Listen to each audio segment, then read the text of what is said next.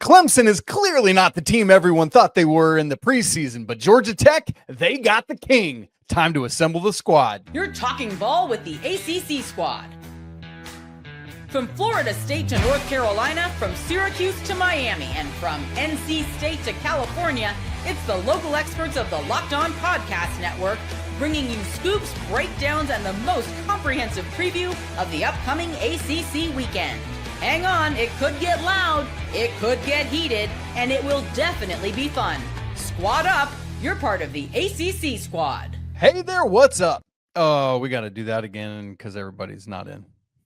All right, coming out of the cold open again. 3, 2, 1.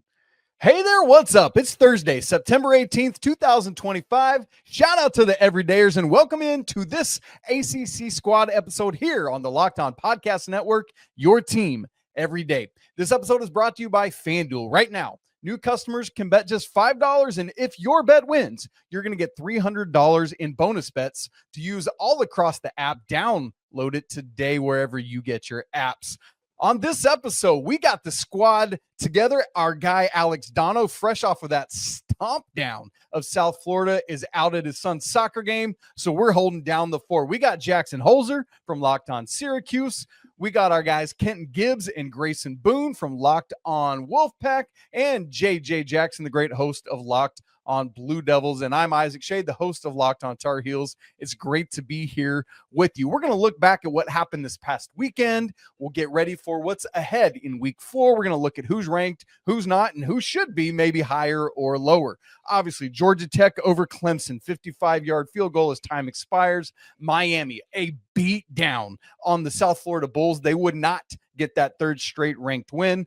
Virginia Tech loses at home to Old Dominion, and mercifully now will be on the lookout for a brand new coach. Unfortunately for JJ, Duke loses at Tulane. Too many beignets apparently for the Blue Devils down in NOLA this weekend. Pitt loses the backyard brawl. The Wolfpack won at Wake, and so much more all coming up. Boys, we have to start in Atlanta, Georgia, where Aiden Burr hit a 55-yard field goal as time expired. A great day for Haynes King.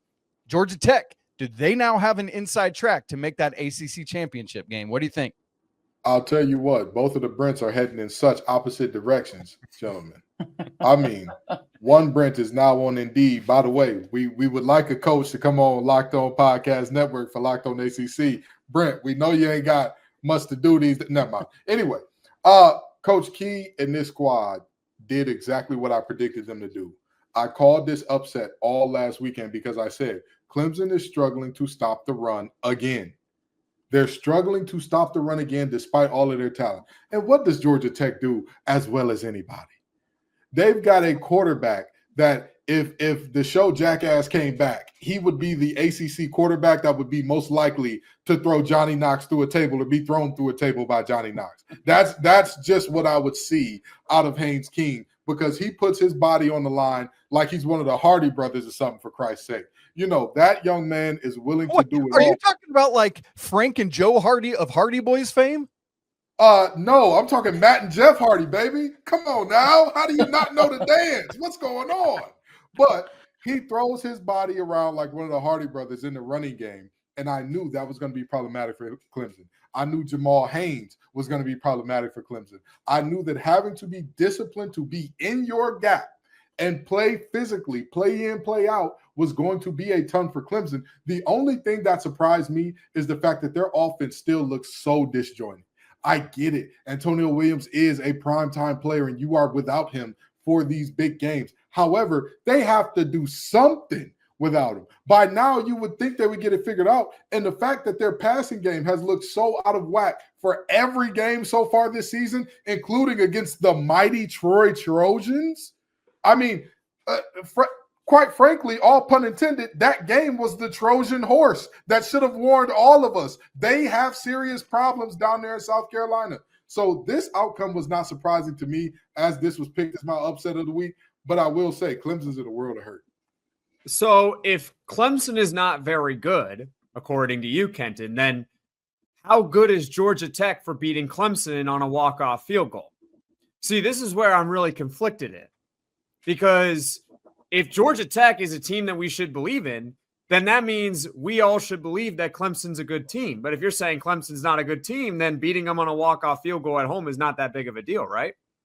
Well, see, and here's my thing about this. I believe that Georgia Tech is an upper echelon in the ACC team. I'm not ready to name them as a preeminent brand in the ACC, a definitive, this team is definitely making the ACC championship type of team, because we did this last year when they beat Florida State, did we not? We said, Georgia Tech has arrived, ladies and gentlemen. And then, sure as crap stinks, later on we saw they were not that type of team. So I'm still not willing to call them that here. I am willing to call them extremely physical. I am willing to call them amazing at running the ball. I will definitively give them that. A great team, that does not make, though. It's part of a potential great team, but I'm not willing to say, give them a playoff bid right now. I'm not ready to say that either about Georgia Tech, but you can dream about it, because I do think it's now within the realm of possibility that they are undefeated going into the game against Georgia. That is now on the table because they were able to beat a team like Clemson. However, when I also look at Georgia Tech, I say, all right, close win at Colorado, but I don't think Colorado's that good of a team. So with Georgia Tech, I see a team that can basically play with anyone in the country due to their style of play. But also due to their style of play, they are prone to also being upset by teams that you wouldn't think can upset them, or teams that just flat out, like, maybe they're not as good all the time. They can punch with the best, but they're not consistently the best. That being said, Haynes King, absolute monster. And if he remains healthy, he's going to give Georgia Tech a shot to be undefeated heading into Georgia. Dare I say even beat Georgia. To Jackson's point, per ESPN's matchup predictor, Georgia Tech is favored to win all 7 of their remaining ACC games. The lowest percentage chance at matchup predictor is 59% in Raleigh, North Carolina on November 1st. So Grayson Boone, I got to ask you, my man, is this Georgia Tech going to run the gauntlet as Jackson suggested they might be able to do? They have a real shot. And I don't know if I'm discouraged by how Clemson looked or more encouraged by how Georgia Tech looked. They look awesome. And to Jackson's point, I think there's certainly an element of getting up for the Clemson game. It's Clemson. Of course, you got the home crowd. It's one of your biggest games all year. You get up for a game like that. But Georgia Tech pretty much dominated. They were the more physical team. That's not something we expected to say in this game. So if you take that similar effort and you extrapolate that going forward, they're going to have a really good shot to come into Raleigh, probably undefeated at that point of the season. Now, I will say this, though. I almost feel like you're going to learn more about Georgia Tech over the next 4 to 5 weeks than you did against Clemson on Saturday. I think, again, to Jackson's point, what will it look like on the road at Wake Forest or against Virginia Tech, who is now coachless, or on the road at Duke? That's going to be a tough matchup. Can they handle those games as well? Getting up for Clemson's one thing. Can you handle relatively the mundane games in between those things? It'll be something to watch. But Haynes King is an absolute dog. I've been a Haynes King believer now for quite some time. I know I've also said he's an RPO merchant, but he's probably the best at doing so in the country. This is a great win for the Yellow Jackets. I just can't believe we're here. I mean, it feels like there's so much that still left. It's so early in the season, but you've got to be pleased with the results that you've gotten out of Georgia Tech. I'm more curious, how does Clemson respond to something like this? Because this is still a team that everybody believed would be competing for an ACC championship. And truly, where do you go from here if you're Clemson? Does anyone turn to sit here and say that Clemson can't run the table for the rest of the regular season? Well, I think that it's worse than what JJ posited as, because this wasn't a team that people saw as a team that could compete for the ACC championship. Everybody was ready to crown them before the season, ready to hand them the ACC championship. Like, hey, we're already in Charlotte, where you're going to win it in a few months. I was anyway. there. Yep, I was in that boat. So I'm deeply concerned about them for the fact that, number one, you're 0-2 against Power 4 teams. Number two, in both of those games, you did precious little on offense with a Heisman front-runner quarterback, with one of the best receiving corps in the nation, a running game that we knew was going to be a work in progress. I'm deeply concerned. And are we going to say that they can't run the table? No. Obviously, they were predicted to be the preeminent brand in the ACC for a reason. They were predicted to run away with the ACC by a mile for a reason. I'm just waiting for it to show up. I'm waiting for that team to step through the door. TJ Parker's been a no-show. Cade Klubnik's been a no-show. Every receiver that they have, except Wesco in spots, has been a no-show. So at some point in time, somebody's got to do something. I mean, I feel like the meme of poking Clemson with a stick saying, come on, do something, do the thing now. And they just haven't outside of the second half against Troy. Well, right now, Clemson has a Cade Klubnik problem. Like that is 95% of the issues with Clemson right now. It's not the coaches. It's not all the other players in the team. I get some guys are going to overachieve. Some guys are going to underachieve. You mentioned TJ Parker. He has not had a good start to the season. 1 tackle for loss in 3 games. 1 tackle for loss from a guy who's supposed to be a first-round pick. You got 1 in 3 games. That's not acceptable. That being said, it's pretty much all on Cade Klubnik. These are his numbers. 59% completion percentage, 633 yards, 3 touchdowns, 3 interceptions. He does not get sacked all the time, so his offensive line is fine. He's got a decent running game with Adam Randall. He's got Westro to throw the ball to, and 4- and 5-star receivers all across the board. What's the problem with Cade Klubnik? And the same offensive coordinator from a year ago. Like, there's no excuses for the guy. Like, the guy just has to play better. And if and when he plays better, I think Clemson's going to be fine. Because they're not, it's not like the defense is sitting here allowing 35 points a game. The defense is averaging they're letting up 19 a game. They held LSU to 17. They held Georgia Tech to 24. If you would have told us going into the season that Clemson's going to hold LSU to 17 and hold Georgia Tech to 24, at minimum, you would have told me Clemson's going 1-1. But probably 2-0 because we thought the offense would be fine and Cade Klubnik was going to be a Heisman caliber player. But that's why I'm saying they have a Cade Klubnik problem. He is not playing well so far. He's probably pissed off along with the rest of the Clemson team just in time to welcome Syracuse in. I can't wait. Jackson, don't make me defend a quarterback. Don't make me defend a quarterback. Because it's on him. He's got to wake up. I give you that Cade Klubnik has not been great. I will acknowledge that. I won't even say he's been very good. He's been good enough to win these ball games, and the guys around him have repetitively let him down.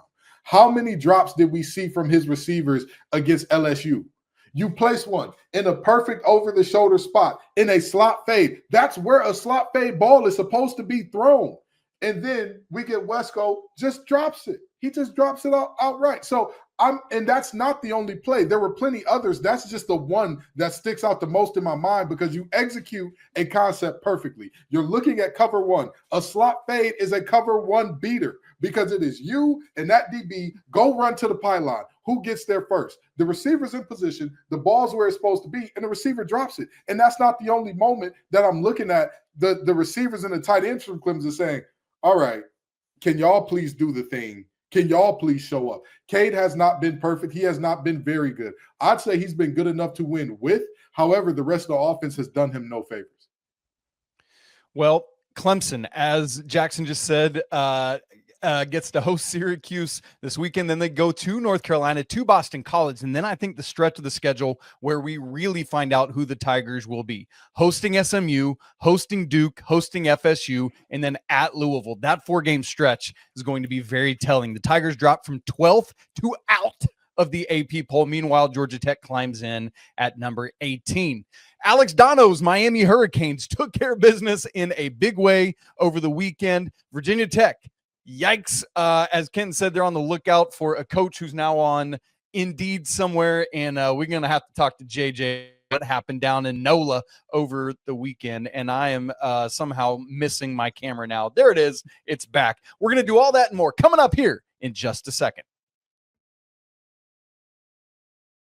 Right after I tell you about DoorDash, y'all, it's almost the weekend. It's time to look back and crown this week's MVP on Who Delivered, powered by DoorDash. Just like you can win every Saturday with DoorDash Streaks, saving more every time you order. This player delivered when it mattered most. Let's break it down. For the Miami Hurricanes, who we're about to talk about, Carson Beck, man, he's been delivering in a big way this weekend. He helped the Canes obliterate South Florida, throwing for 340 yards, 3 touchdowns on 23 of 28 completions, while rushing for another touchdown as well. When the pressure was on, Beck came through, no hesitation and no delay. And if you've been watching week after week, this performance was not a fluke. Carson Beck is on a streak, looks fully healthy and ready to go.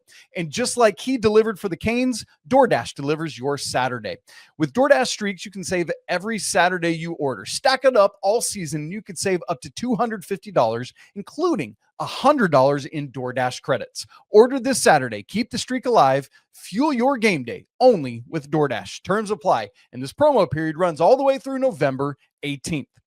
This episode is also brought to you by FanDuel. Y'all, the NFL season is here, and FanDuel is making sure you're ready for kickoff with a can't-miss offer. Right now, new customers can bet just $5, and if your bet wins, you're going to get $300 back in bonus bets to use all across the app. One of the great things about FanDuel is that it fits however you like to bet, whether it's player props, building a same-game parlay, or even jumping in live as all the action unfolds. It makes every game more exciting, so whether you're watching your team or just keeping an eye on your fantasy lineup, mine is 2-0, thank you very much. It's quick, it's easy, and the best way to add a little more spice to every Sunday. How about those Canes we were just talking about? 7.5-point favorites over the Florida Gators this weekend. Speaking of teams that are struggling, Duke, 3.5 favorites over NC State. Wolfpack boys. We'll talk about that in a minute. The Canes right now are your ACC favorite at plus 155 to win the conference. So are you ready to play? Download the FanDuel app now by visiting FanDuel.com to get started. Once again, that's FanDuel.com. Check it out. All right, you all. Unfortunately, Alex Dono was not here to catch his flowers. South Florida had won their first 2 games of the season, both of which came over ranked opponents. And the Hurricanes absolutely crushed the Bulls 49-12. Boys, what happened? Dono don't deserve no flowers for trying to play it all on there. Oh, USF, they're such a good team. Byron Brown, he's such a good quarterback. Oh, they got all these things. Listen, I told everybody that their chain was fake. I knew that there was a lot of enamel. There was a whole lot of cubic zirconium in that chain. And we knew that they were going to be exposed when a real team shows up. Everybody, a Chrysler 300 looked like a Phantom till a Phantom pull up. They look like a physical, dominant team up front until CeCe Maui Noah walks through the door, until Ruben Hurricane Bain walks through the door, until Basant walks through the door. Everybody looks physical. Everybody looks like they can run it downhill. And then all of a sudden, you're like, wait, so that's what a first-round edge rusher looks like? We may not want to run a zone read going at him. We may not want to do that anymore. So, respect to Alex Golish and what he's built there, right? Good for him. That is a team that has, like a phoenix, risen from the ashes. More power to them. However, you have to give credit to Carson Beck and company. You have to give credit to Fletcher in this running game. You have to give credit to that defense for putting an absolute hurting on USF.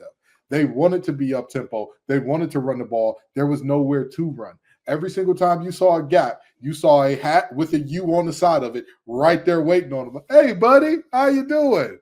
This is private property, dude. It kept happening again and again and again. So credit to Miami. They were the more physical team. They were the faster team. They were the better team. I'm not saying UCF is terrible. It's just that those 2 ranked wins, a little dicey. Not the strongest ranked wins I've ever seen.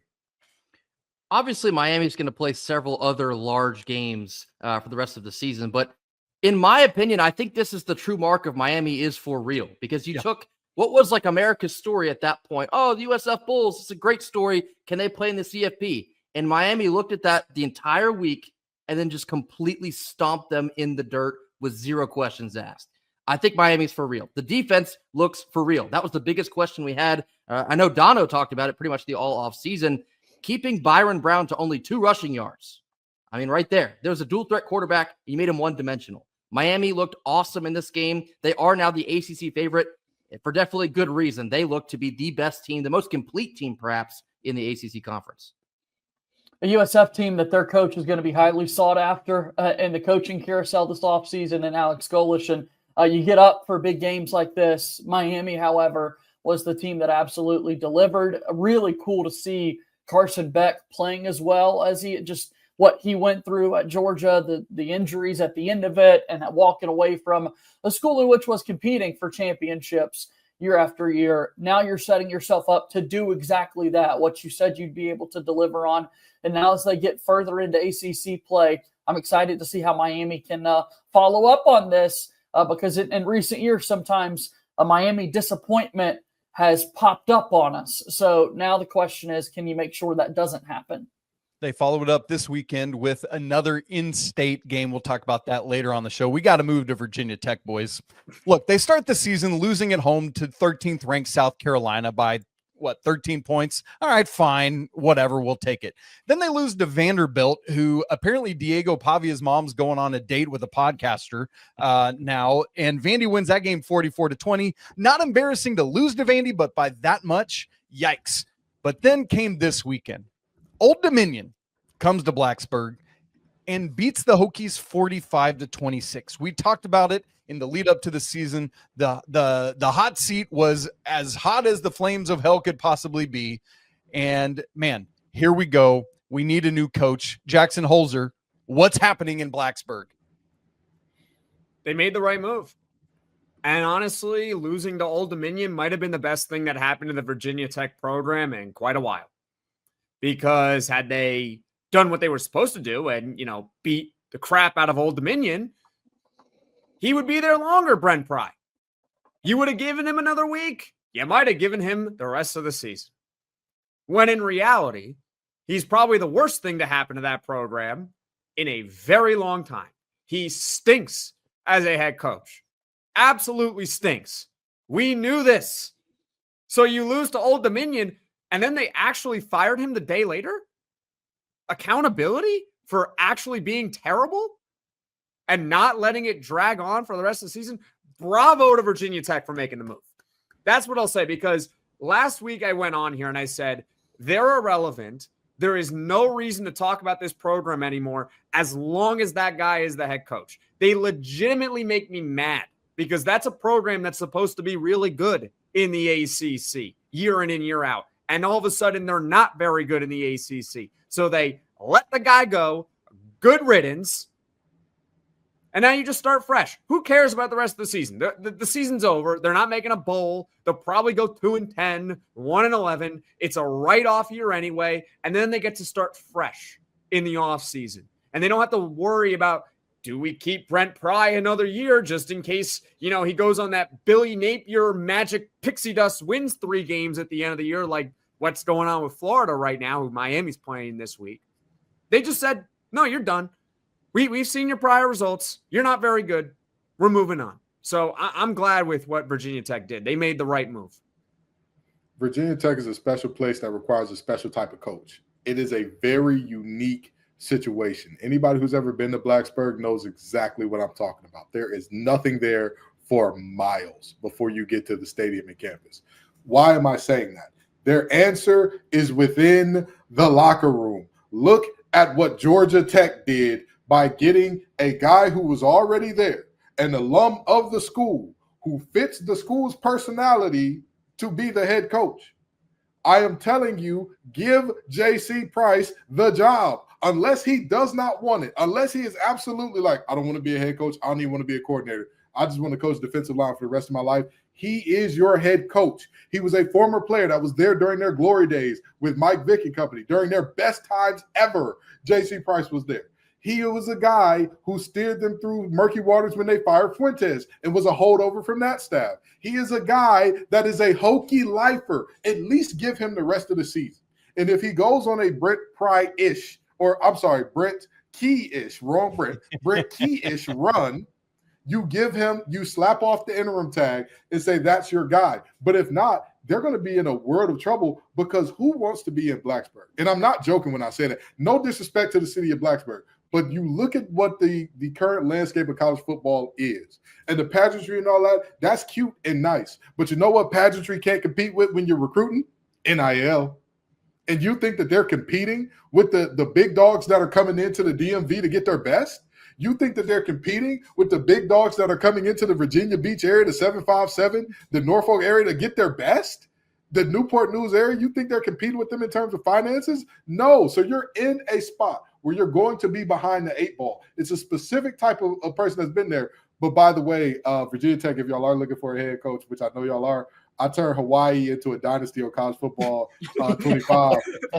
I'm just saying, the Clarence T.C. Ching Athletics Complex was top 20 in the nation in terms of home field advantage. You feel me? I turned it into a tourist destination. Give me a call. I'll be there for much less than prior charge. Oh man, what a brain trust Kenton would bring to that thing. The portal, by the way, is open now for 30 days for Virginia Tech players. Keep that wrinkle in mind in this era. Obviously, if you haven't heard the news, offensive coordinator Phil Montgomery is the interim head coach for now. JJ, I apologize, but we got to shine the light on you, sir, where apparently the Duke Blue Devils this weekend went down to Cafe Du Mont and had way too many beignets with way too much powdered sugar on top of them, and they come back to Durham, the proud owners of a not win and now a 1-2 record on the season. What happened, dude? Yeah, fortunately, the defense were the ones that were eating a little bit too much and not able to keep up with that Tulane offense. I mean, a battle of transfer quarterbacks with Darian Mensah going back to his old stomping grounds. You see BYU transfer quarterback Jake Retzlaff now at Tulane run for 4 rushing touchdowns and really go wherever he wanted to against that Duke defense. Mensah still put up over 320 yards passing. Duke's offense actually outgained Tulane in a game like this. There were just the other phases in matchups that you've got to execute when you go on the road, and Duke, unfortunately, was let down in that regard. It was really tough to watch. Hey, do we need to start asking questions about Darian Mensah chain and whether or not it's real? They're about to break out the diamond tester for Darian Mensah. Hey, we can ask him on Saturday, can't we? He got paid a whole lot of money. And I'm sorry to tell you, you've got to produce. And don't get me wrong, JJ, you're absolutely right. He was not the cause of this loss. However, when you hear about a Duke football player, right? If you hear about the Boozer twins making this much, hey, it makes sense. You know what I mean? It's Duke basketball. It costs what it costs to win a championship. But you're looking at Duke football and you're saying you're losing to a group of 6 teams. A group of 6 team whose transfer quarterback got there late because he got kicked off of BYU's team for, there's a ton of things that get you kicked off BYU. We ain't got to go there today. But Retzlaff gets kicked out of BYU last minute, goes over there right before fall camp starts, and is good enough to not only be a factor, he was the X factor in this game, going off for in total, what was it, like 360 some odd yards between rushing and passing, 4 tutties. I'm looking at Manny Diaz and I'm saying, you've got to get this together, because at the end of the day, Darian Mensah is seeming like he's starting to get it now. It's seeming like he's starting to come along now, which was my concern as an NC State guy, because I said that the NC State game would be the game where it finally clicks for him all together. Hopefully I was not prophetic there. Hopefully I was not prophetic. Hopefully I was wrong like I was for about everything week 1. But this is a very, very interesting time for Duke, because coming out of this game, people are looking at Summerall and company saying, that's a hell of a coach and you expect that program to win big-time ball games. But there's also a little bit of looking at Manny Diaz like, how do you lose this game?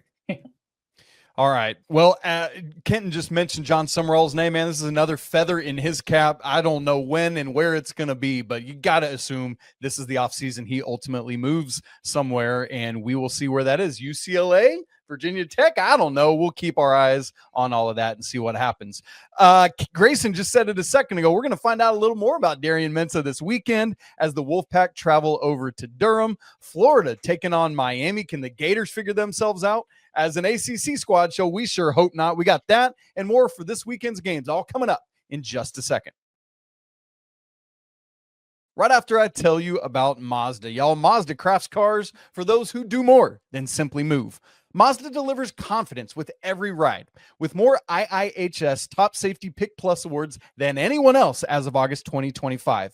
From footwork to breathwork, athletes sweat all the details, and Mazda brings that same intention to how they craft every single model. You can feel that incredible Japanese craftsmanship in every detail, from the metallic accents to the available Nappa leather upholstery.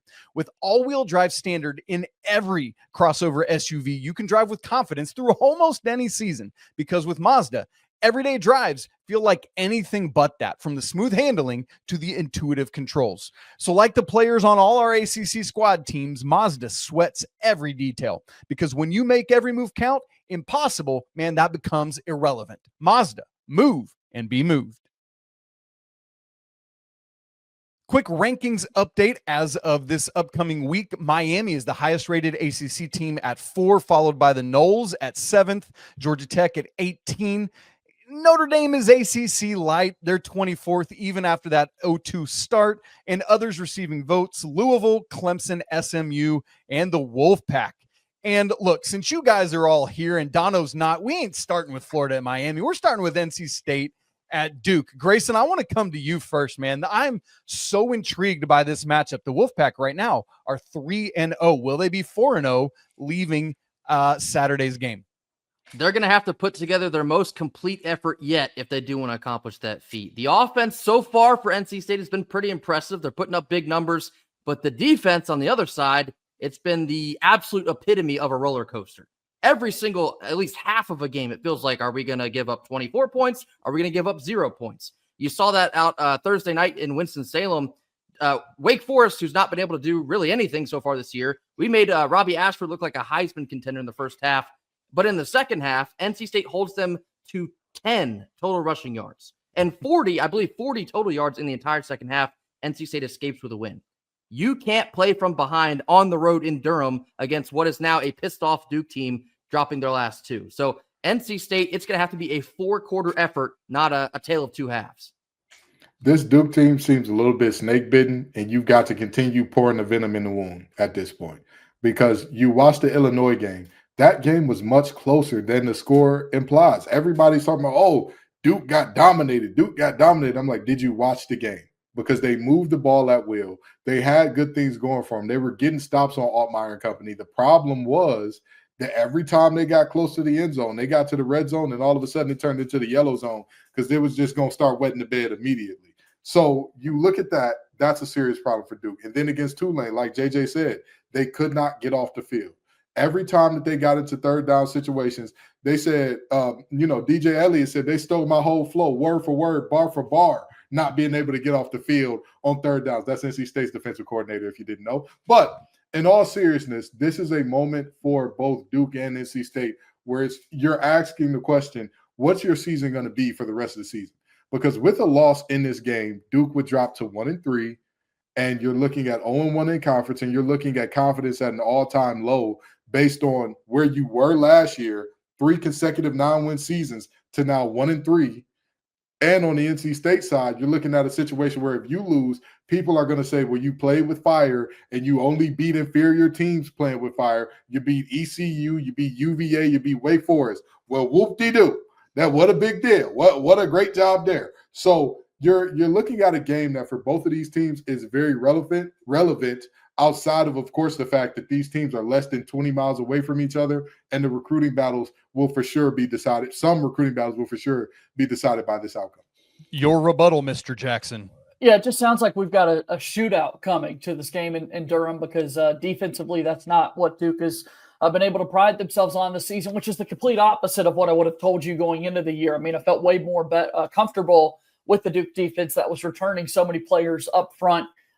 Great players in the secondary, and yet it's been the defense that's letting Duke down week after week. I love what Kenton said there. I can't imagine the energy that would be in that football complex if Duke shows up 1-3 when we're talking next week. I mean, that would just be miserable for them to look at, knowing you still got Georgia Tech, knowing you still got Clemson, knowing you still got to play your arch rivals in North Carolina down the road. I mean, that's just not a spot where Duke wants to be. I really hope that we're ready to see Darian Mensah continue to play well. Duke cannot run the football whatsoever this season. They weren't able to do it last year, finishing next to last in the ACC. It remains that way this year in 2025. So I'm excited, man. These games have been relatively fun to watch, Duke and NC State, over the last couple of years. So we'll kick it off on Saturday, and we'll see which team walks away victorious. Let's move to Miami and Florida. Kenton talked about Duke maybe being snake bitten. For Florida, they've been bull bitten and tiger bitten, and now they might get swept away by the Hurricanes. And look, this thing is not easing up. They got to go to Miami, then they host Texas, and then they go to A&M. Good grief. Florida could be sitting there 1-5, and that would not be a shocking thing. Jackson Holzer, you talked earlier, I think it was you earlier in the show, just mentioning how Miami winning this game against South Florida reminded everyone that they're a little bit more legitimate. And boy, can they take another step in that as they play Florida. What do you see happening here? Well, in regards to Miami's legitimacy, I didn't learn anything from USF.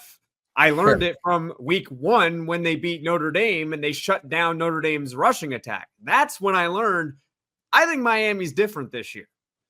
Now, with Florida coming in, the building's probably going to be about 50-50. There's going to be a lot of Gators fans there. So that's why the line is probably closer than what you might think. But in all actuality, Miami should dominate this game. Florida is not very good. They're not. They just lost to USF, who you just destroyed. And I understand that it's one game that Florida lost and it's one game that Miami dominated USF. But I mean, like, does anyone actually think that Florida's going to win this game after what you just saw DJ Lagway do in Death Valley, the LSU Death Valley? That was tough. It was horrendous. Their head coach is still Billy Napier. Yeah. This program, Florida is a proud program. They are supposed to be year in and year out one of the cream of the crop, not just of the SEC, but of the entire country. I'm sorry, but they're just not. And so if you're the Miami Hurricanes, your job this weekend is to make it so that Florida is going to fire Billy Napier, just like Virginia Tech did with Brent Pry. That's Miami's job. They should, at home, stomp this team because Florida ain't very good. They don't do anything well. Nothing. They stink. Their quarterback stinks. Former 5-star guy. Don't care. It's the same thing what I said with Miami and how they did against USF. Like, you should kill this team. They did. Same thing with Florida coming into their building. You should kill this team. I await their answer. Yeah, Jackson definitely just threw me the alley-oop on there. I was about to mention this feels like the Brett Pry moment for Billy Napier down in Gainesville. If you get blown out on the road at Miami, I'm inclined to believe that might just be it because you haven't even made it to your SEC schedule yet. It can only get basically uglier from here. So I have full confidence that Miami will win this game. And again, if it gets ugly in Coral Gables, you might say sayonara to Billy Napier. It can get ugly. It can get pretty. It can get beautiful. The Florida doesn't need Billy Napier anymore. They raised money once to get rid of him. Go ahead and bring that pop back. Bring those GoFundMes and send goals and bring all those back. Okay. Billy Napier is not going to make it through the season. I highly doubt that he makes it all the way through this game because at the end of the day, I don't know why Florida fans would come to this game. Florida has not beaten a team that's not named after a drink. I'm joking. I know that Long Island was not, in fact, named after the drink. But Florida has not beaten a single team that is FBS this year. Granted, we're talking about game 3, but still, we just saw what UCF looked like, or USF looked like against Miami. We just saw how Florida looked against USF, and DJ put the lag in Lagway this game against LSU because his controller was clearly lagging, throwing all those picks. I mean, he 5 interceptions. It was insane. 5. Somebody had to. You know what? It reminded me of Ryan Fitzpatrick for the Jets when he was playing on the road in Kansas City, and he threw 6 picks, and it just got to a point where he's just going to throw an interception every time he drops back. Like, who cares? He's just going to throw it, and he doesn't know what he's seeing ghosts out there is what was going on with him. It was bad. And that's my point. That's my point. So you were seeing ghosts last week, and with all due respect to LSU, do they have a single edge rusher as good as Reuben Bay? A single guy on that? No, they don't. They don't. So now you're going to get real pressure. You're going to get real deal. I don't even think they got anybody as good as Mesidor up front down there in Baton Rouge, with all due respect to the Tigers. So you're going to get some real deal pressure rolling in your face, play in, play out, and I'm expecting you to perform better. Based on what? Based on how? How can you get there? Oh, yeah, this is over. Go ahead and get on LinkedIn. And Billy, I'm so sorry that you're going to have to be Billy and Brent. I'm sorry both of y'all are in unemployment right now. This is a tough job market. It's a very tough job market, but that's why here at Locked On, we're welcoming former coaches that need to rehab their image. You can come on here, do Locked On Look of the Week with me, and we can break down some ball to give people the thought that you know ball going forward. I'm just saying, just a thought. Shouts to Gary Patterson, who's doing it, right? Like, he's killing the game. I absolutely love it. By the way, Miami 7.5-point favorites over Florida. And by the way, Florida's not going to sit there where all their basketball teams winning national championships and not allow the football team to be struggling. We didn't mention it earlier. Duke, 3.5-point favorites over NC State. We got, Jackson mentioned it earlier, Syracuse down at Clemson, where the Tigers are 17.5-point favorites. Jackson, I don't know whether to ask you if they can win or just try to stay within the number. What's going to happen there? I hate that Georgia Tech won in the way they won. Yeah. Like, I hate it. It is awful. It's already going to be hard enough to go into Death Valley and win. Like that's all that. Let's just throw it out there. Like, it's going to be very difficult no matter what to win that game. Now you're getting pissed off, Clemson. You're getting Clemson that's does it matter if Clemson's pissed off? I'm not sure yet. They're pissed off, and they're playing for their season for the rest of the season. They don't get to lose another game. See, like, they're in the coffin, but the nail has not been drilled in there just yet. And it's still the Clemson Tigers, and it's still within the realm of possibility, like I said earlier, that they run the table the rest of the regular season, because we've seen something like this before with Clemson and how they can sometimes start slow and they can look off. And I've already told you all, Cade Klubnik, I don't know what's going on with him. He's most of their problems right now. Well, it's great because he's got Syracuse coming in that can't generate a pass rush. They have one sack in 3 games from a defensive lineman. One from a defensive lineman. Their other 2 sacks are from a converted tight end out playing linebacker, and the other one is a defensive back who came on a corner blitz against Colgate. So you can't generate a pass rush. You're probably going to get mauled up front. And the team you're playing is pissed off playing for its season for the rest of the year. We got one other. What am I supposed to say? Am I supposed to pick Syracuse to win because I'm the Locked On Syracuse host? No, absolutely okay, not. So I don't like this matchup at all. I hate it. That's what I want you to say. You hit the nail on the head. You nailed that nail. You hit it on the head. All right, one other conference game, Stanford at Virginia. We've got 2 other teams in the ACC playing high major or Power 4 opponents. Kenton Freudian slipped one of them earlier, but Bill Belichick's heading to Disney World, where Carolina is a 6.5-point favorite. First time emerging from oblivion after getting embarrassed by TCU in week 1. They've played a couple lower level opponents. And then the other one is SMU staying in that Dallas Metroplex and heading over to Fort Worth, and TCU. We'll see what happens there. We've also got Wofford at Virginia Tech. The someone's got to win bowl because both those teams are 0-3. Boys, we'll see what happens there. Going to be a lot of fun. It's been a great show today. Our guy Jackson Holzer from Locked On Syracuse, Grayson Boone and Kenton Gibbs from Locked On Wolfpack, and our guy JJ Jackson from Locked On Blue Devils. I'm Isaac Shade from Locked On Tar Heels. And of course, we miss our guy Dono, the host of Locked On Miami. Hopefully his son won his soccer game as we record this one. You guys, thanks so much for making ACC Squad part of your listen on Thursday. We are your teams every day. We'll catch you next week right back here on the ACC Squad.